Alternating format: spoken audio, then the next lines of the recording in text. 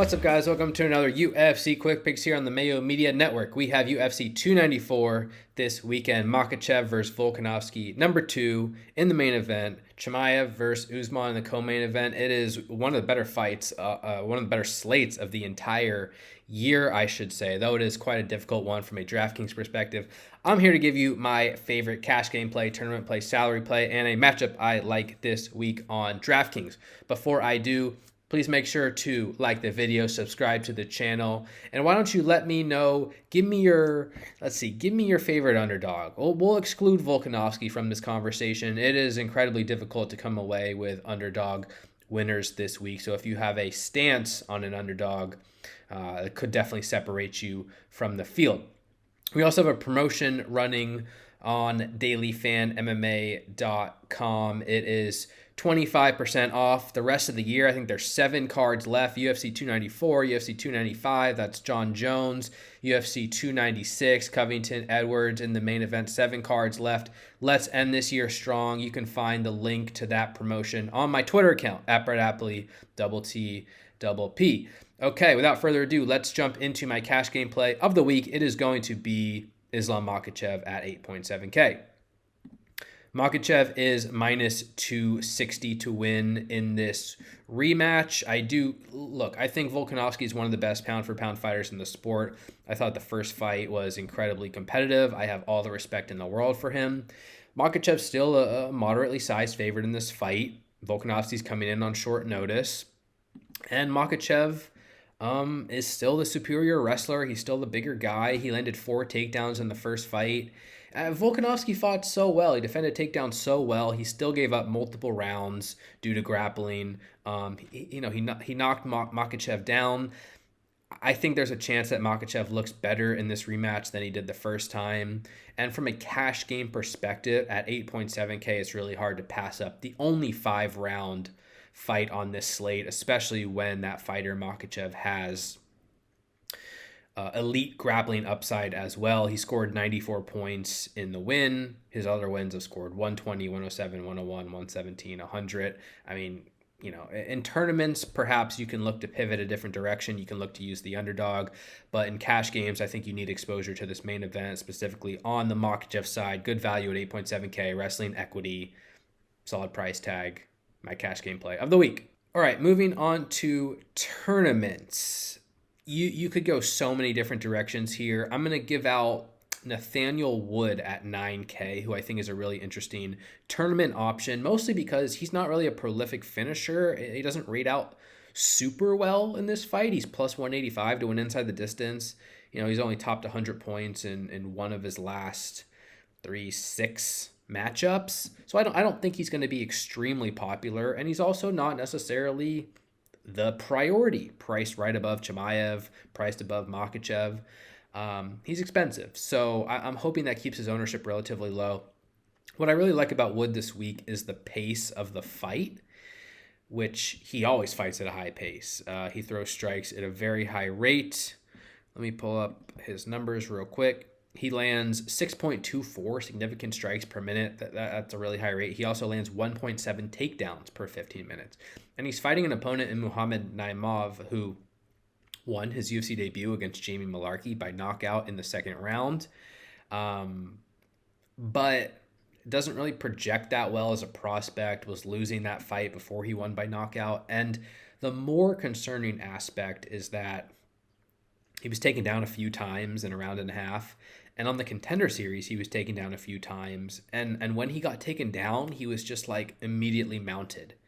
And he lost that Contender Series fight to Colin Anglin in 2020. I'm really skeptical of Naimov's ground game. And so I think the upside here is the pace of the matchup. It should give Wood a relatively high floor.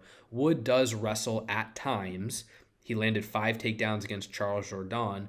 And now he's facing an opponent who's probably a considerable step down in competition, especially from Andre Fili, one where he might have wrestling equity, and maybe he even has sneaky finishing equity on the ground. He has a handful of submission wins in the UFC. He's only plus 185 to win inside the distance here, but I like the combination of pace, wrestling equity, and ownership on Wood. There are so many good DraftKings targets this week, so you should definitely spread out your exposure.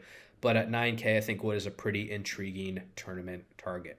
Next up, my salary play of the week. Again, this is so difficult because we have so many heavy underdogs. We may get a loser on the optimal lineup, to be quite honest, and I will be spreading out my exposure. One fighter who I would like to mention is Mike Breeden at 6.9K, and this is a matchup that I'll be pretty heavy on. I like Anshul Jubli as well. Breeden is not very good. He is 0-3 in the UFC. He's been knocked down in round 1 twice. Just decimated by Terrence McKinney, decimated by Alexander Hernandez. He gave up 100 strikes and 9 takedowns to Natan Levy.